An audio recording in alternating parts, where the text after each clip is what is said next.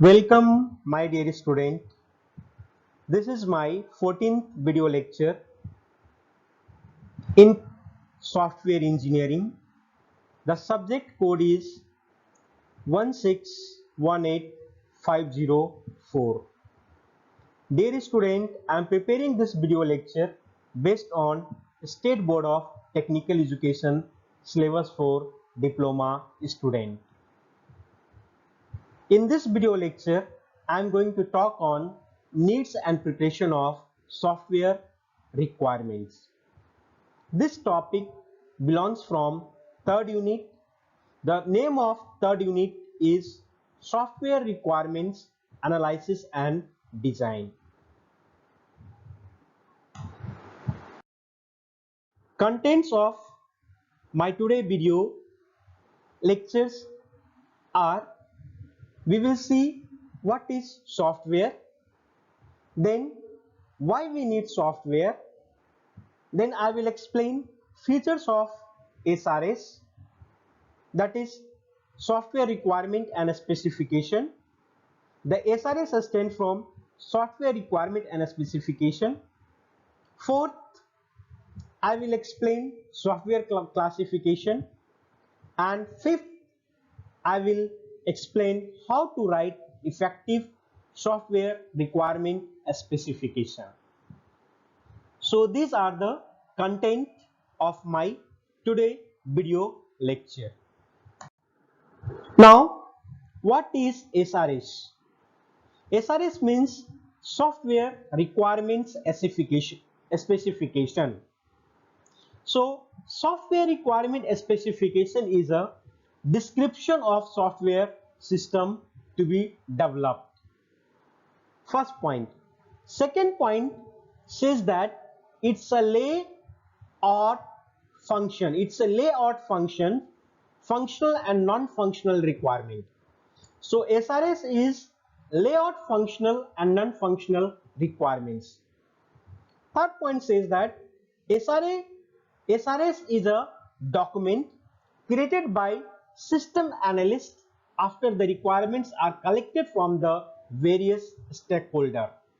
That means after collecting the requirements from customer or clients, then system analyst has to be analyzed on the requirement, and finally system analyst create a document which is known as SRS. That is now called software requirements specification. Last point says that a software requirement specification document describes the intent, purpose, requirement and nature of software to be developed. So three information we will get it from the SRS. So what are the three information? We will get software requirement specification describe or pass the information about intent, purpose. So what is the purpose for this software? Then requirements of the software, and then finally this SRS describe software to be developed, the nature of the software to be developed.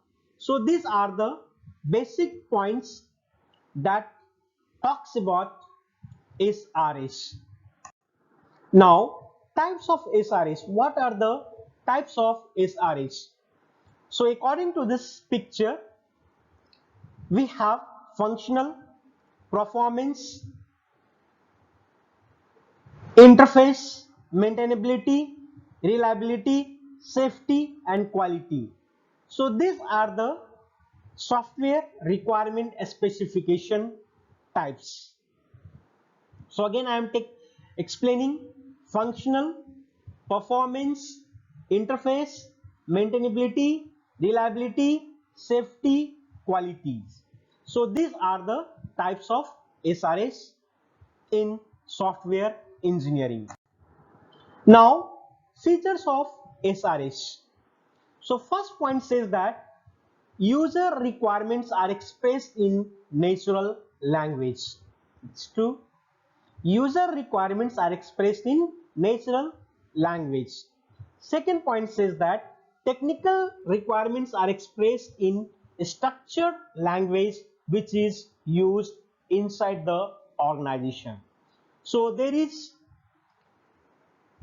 user requirements and the technical requirements. User requirements are expressed in natural language, whereas technical requirements are expressed in structured language known as C language. Third point, design description should be written in pseudocode. Already I explained you what I mean by pseudocode.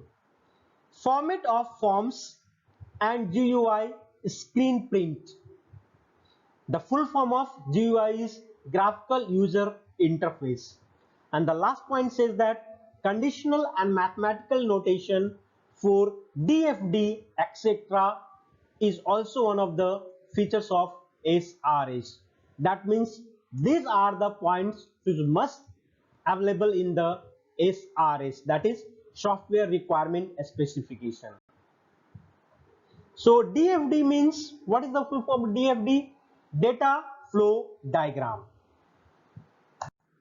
Now, why we need SRS, software requirement specification? So SRS is needed. It helps you to make the project understandable. That means to fully understand one project, it is very important that they come up with the SRS listing. Second point says that SRS helps how they are going to meet it and how will they complete the project. That means SRS explain how this SRS, this software or project is going to be meet the requirement of the client and how it will be complete within the deadline. Third point, this SRS helps the team to shave upon their time as they are able to be comprehend how are going to go about the project. That means the SRS is also needed and helps the team member to shave their time, because SRS explain how to work and which module has to be complete first.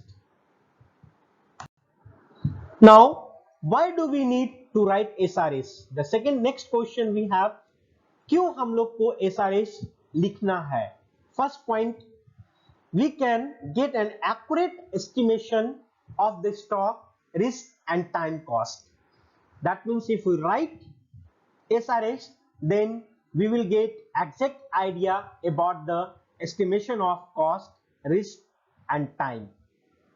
Second point, the client will be able to form their vision of the project more clearly.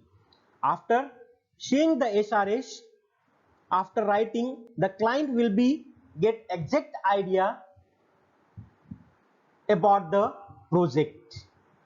Third point, the customer and the contractor will have the same idea about the product.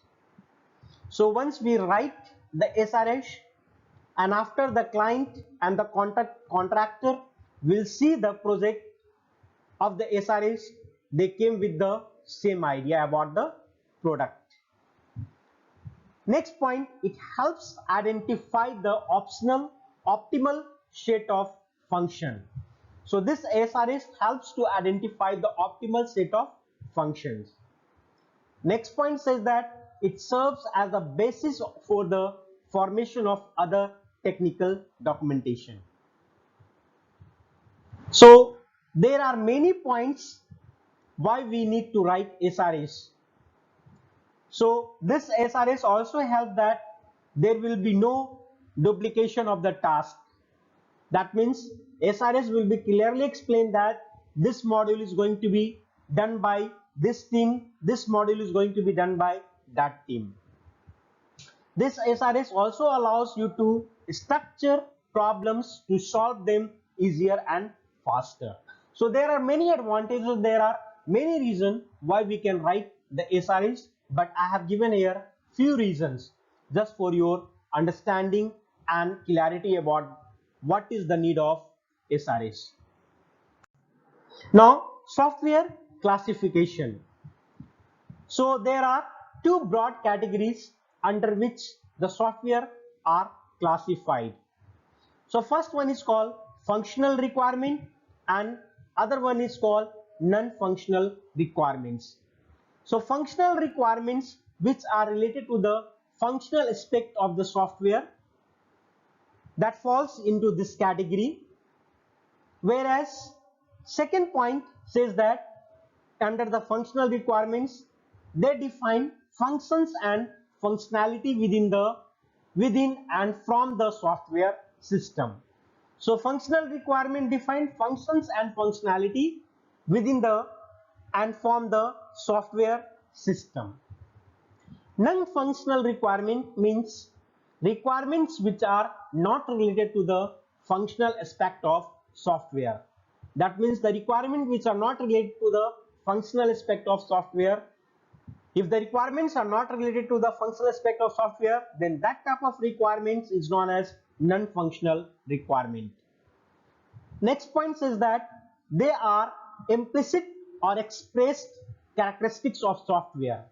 So non-functional requirements are implicit and expected characteristics of software which users make assumptions of it. जहां पर users क्या करता है, assumptions को लेता है. Then we have a characteristics of SRS. What are the characteristics of SRS? So first characteristic says that correct. So our SRS should be correct. Software requirement specification document should be correct. When all user requirements are stated in the requirements document. So SRS is our requirement documents where all user request requirements are mentioned. So our SRS should be correct. Second point, unambiguous. Our SRS should be unambiguous. So SRS is unambiguous when every stated requirements has only one interpretation. Unambiguous means our SRS should be clear and to the point. यहां पर यही बताना चाह रहे हैं कि हमारा SRS जो होना चाहिए वो क्लियर होना चाहिए, टू द पॉइंट होना चाहिए. यानी एक ही पॉइंट को मतलब उलझा करके नहीं, क्लियरली एक्सप्लेन करना चाहिए. जैसे कि कस्टमर का क्या नीड्स है, कस्टमर क्या चाहता है, समझ रहे हैं, कस्टमर का क्या विजन है for this project. So everything should be explain it clearly without any confusion or complex in the documentation of SRS. Third point, complete. Third point talks about the complete. So our SRS is complete when the requirements clearly define what the software is required to do. That means our SRS should pass the complete information to the developer.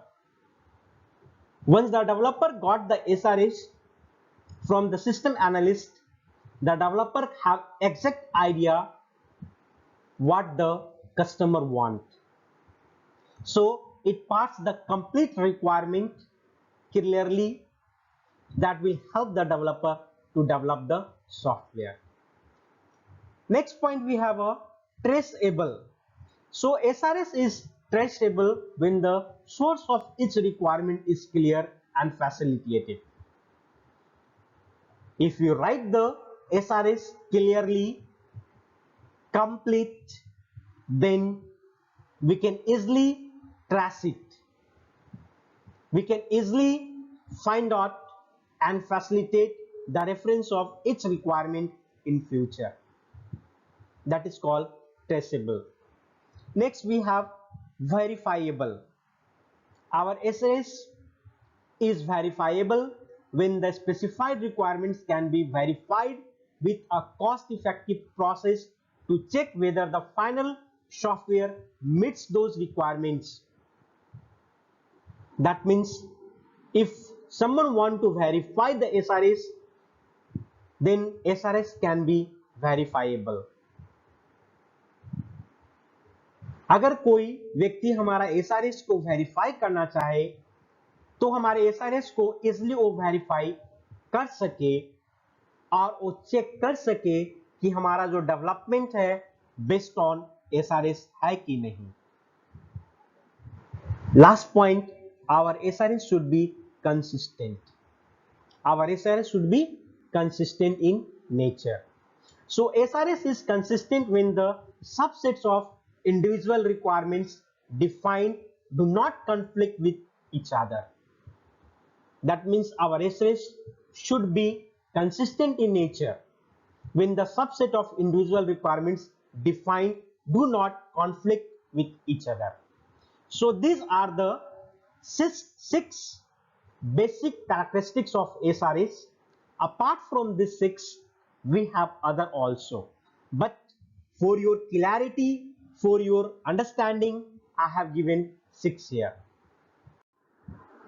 So this six, apart from the six or among six, these are the pictorial representation of the characteristics of SRS.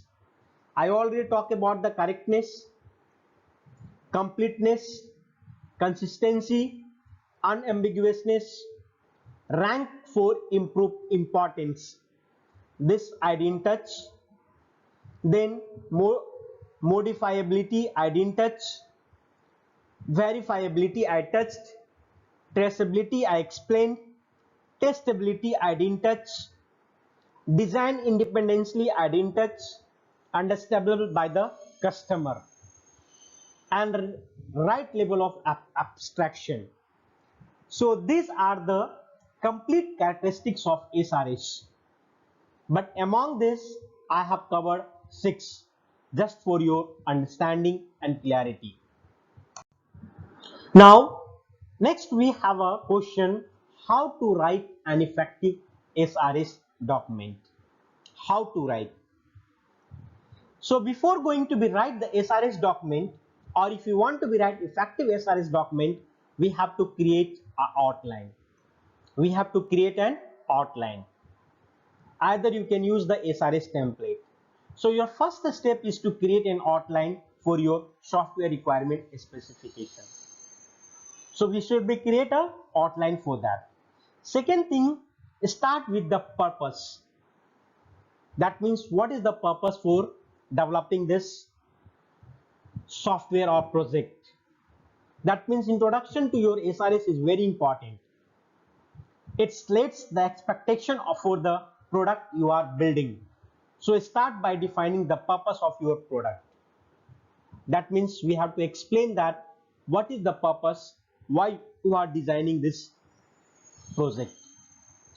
Third point says that give an overview what you will build. So your next step is to give a description of what you are going to build. So we will give a description that what you are going to build. Is it an update or an existing product? So we have to explain that whether it is an update or existing product. Is it a new product? Is it an add-on to the product you are already created? So this all questions must be covered in third point. That means to give a overview of what you will build. Fourth point, build your specific requirements. That means detail what are the specific requirements you must to detail in SRS. That means the next section is key for your development team. This is where you detail the specific requirement for building your product. So here you are going to be give your detail about the product. And at last, get approval for the SRS. Once you have completed the SRS, you will need to get it approval by the stakeholder. Sorry. So Once you have written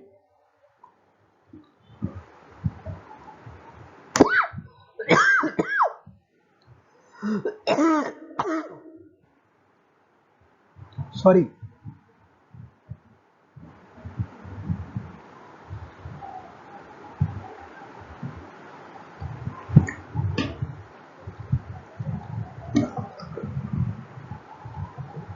to get the approval for the SRS.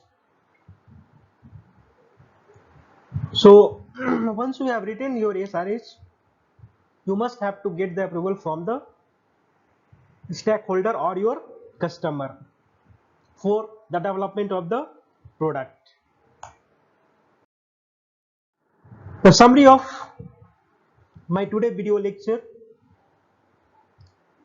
I hope you learned about the definition of SRS.